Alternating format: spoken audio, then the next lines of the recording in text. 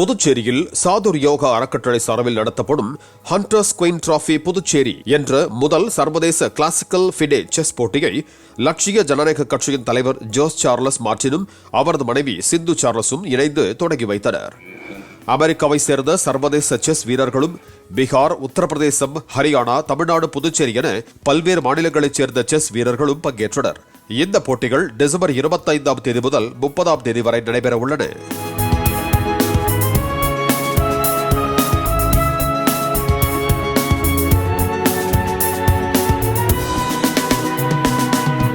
தொடக்க விழாவில் தனுஸ்ரீ என்ற பள்ளி மாணவி வாசித்த கவிதை அங்கிருந்தவர்களின் கவனத்தை ஈர்த்தது. வரலாற்று சிறப்புமிக்க புதுச்சேரியின் புதிய துவக்கமாகவும் மக்கள் மனதில் பெரும் அளவில் ஒலிக்கும் பெயராகவும் சமூக சேவகர் திரு ஜோஸ் சார்லஸ் மார்டின் அவர்களின் பெயரே உள்ளது.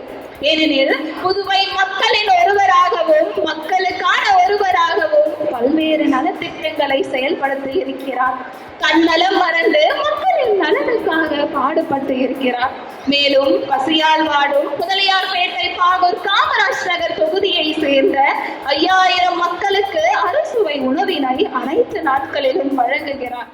தொடக்க விழாவில் பேசிய ஜோஸ் சார்லஸ் மார்டின், புதுச்சேரியை சேர்ந்த இளைஞர்கள் உலக அரங்கில் வெற்றி பெற்று புதுச்சேரிக்கு பெருமை சேர்க்க வேண்டும் என்று தெரிவித்தார். புதுவை மக்களும் இங்கிருந்து உலக லெவல்ல இந்த காம்படிஷன்ல அட்டென்ட் பண்ணி அந்த எக்ஸ்போஷர் கிடைச்சி ஒரு காம்படிஷனுக்கான ஒரு பிளாட்ஃபார்மை கிரியேட் பண்ணுங்கிறதுக்காக இதை நாங்கள் செஞ்சுருக்கோம்.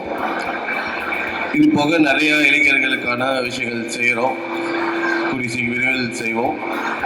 இந்த காம்படிஷனில் இளைஞர்கள்லாம் பசங்கள்லாம் ஜெயிச்சு இல்லை வாழ்த்து பெறுமாறு வாழ்த்து கூறி நன்றி பெறுகிறேன். நன்றி.